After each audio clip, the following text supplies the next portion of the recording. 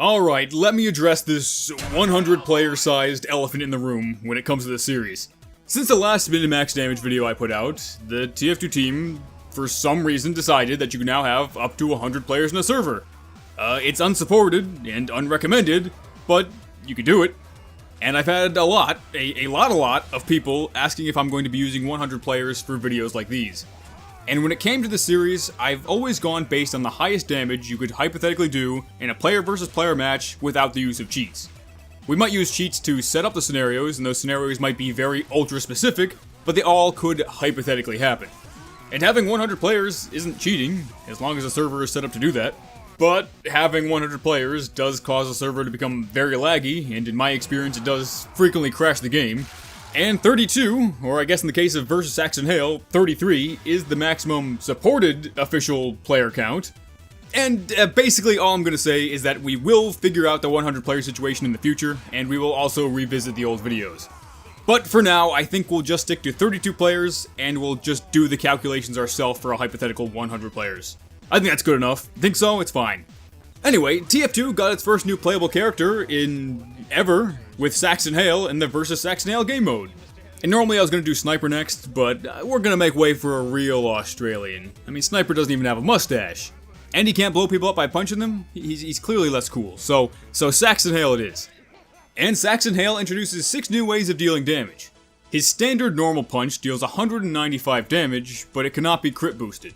Though it can be doubled against a Fist of Steel Heavy, and increased again by 20% if the Heavy had just eaten the Buffalo Steak, giving it max damage of 468.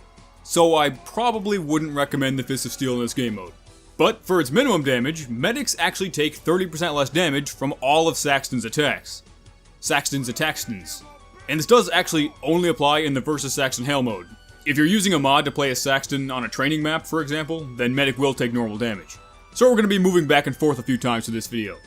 But this 30% resistance does mean that a regular punch will deal 137 to medic. And if that medic was also boosted by the battalion's backup, it could go as low as 89.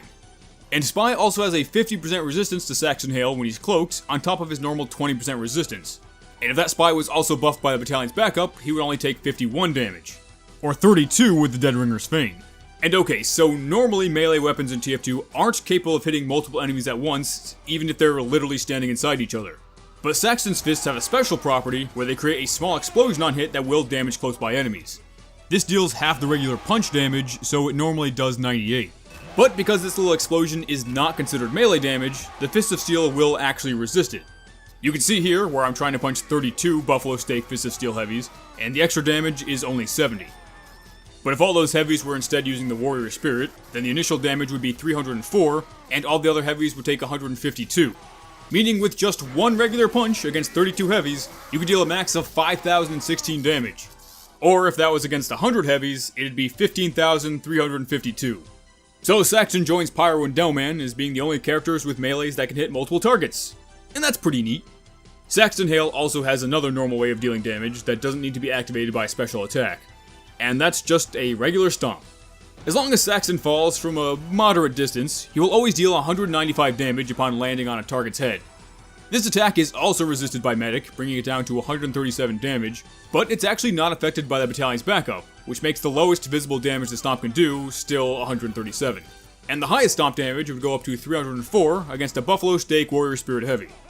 And for Saxton's special moves, the charge attack activated by pressing reload will deal 55% of a target's max health. So for example, it'll deal 165 max to Heavy, but only 69 max to Scout. And Medic does take less damage from this as well, making it only deal 58 damage.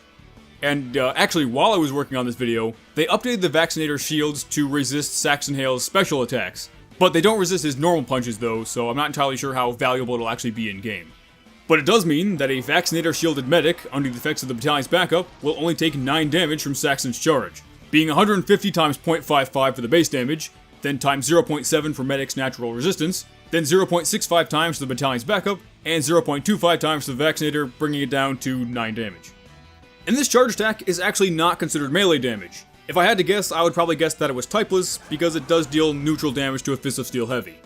But against the Buffalo Steak Warrior Spirit Heavy, it will deal up to 257 damage. Not enough to kill that Heavy, but it can hit multiple players, So if 32 Warrior Spirit Heavies just happen to be standing inside each other when the charge hit them, it'd deal up to 8,224 damage. Or 25,700 against a hypothetical 100 heavies. Saxton's next special attack, the Mighty Slam, the Crouch Slam thingy, deals damage in a really big shockwave, with the damage being higher the closer you are to where he lands. And actually, like the charge attack, this also seems to scale with the class's max health. For example, here a heavy took 267, soldier took 178, and scout took 111. And for each of those examples, it came out to be 89% of their max health each time. And like everything else, medic does take less damage from this as well, but actually, because the damage falls off so dramatically by the end of the shockwave, medic can take 0 damage from this attack without even needing the vaccinator. And its max damage would be 412 against the Warrior Spirit Buffalo Stake Heavy. Though against the 32 heavies, the damage did vary slightly to where I only got 409, but even with that damage, it would deal 13,088, or a hypothetical 40,900 against the 100 heavies. Dead! And finally, for what the wiki calls the Saxton Punch, which I think they should have called the Explosive Punch, that attack will normally deal around 397 total damage. And this attack is actually just straight up considered explosive damage and not melee. You can see here how it only deals 238 damage against a Fist of Steel Heavy. And actually, even before the last update, the Explosive Vaccinator Shield would resist this as well. But the lowest damage I got that attack to do against the medic was only 33. And that 33 damage is actually even less than what you'd get by doing the math out. So I'm not really sure what the deal with that was, but medic probably took more damage from the fall itself than the actual punch.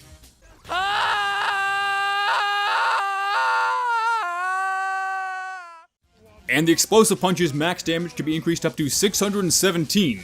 Though again, for some reason it did seem to do less to multiple targets, seemingly only dealing 312, and I'm not really sure why that is either. It might be where the initial player hit takes more damage, but the rest take less, kind of like hitting someone with a caber. But either way, this attack can vaporize 32 Warrior Spirit Heavies, dealing 9,984 damage against 32, or 31,200 against 100. And it lags the game, but look how cool that explosion looks. It's just raining blood, and that's what you like to see. Saxton Hale does actually have a few more ways of dealing damage. So because he's based on heavy, Saxton's default fist taunt, where he cracks his knuckles, actually still uses the fist's taunt kill. So you could kill your enemies as Saxton with just pure intimidation. And that intimidation can do up to 780 damage. But just like Heavy's fist taunt, it is also still considered bullet damage, which means it can be reduced to 57 against a bullet shielded medic. I guess that's why you'd call Saxton Hale's arms his guns. Oh, I'm gonna beat the living hell out of him! Winning rock, paper, scissors as Saxton will also kill the enemy and can deal up to 1,558 damage. And lastly, for real this time, the Skullcracker and the Flip Taunt will also kill and apparently deal the most damage, because they will deal up to 15,598 damage against a Buffalo Stake Warrior Spirit Heavy. And in terms of one singular hit against one single enemy, that is definitely the max that Saxton can do. You can avoid it by just not pressing G, but where's the fun in that? And I guess that might be it.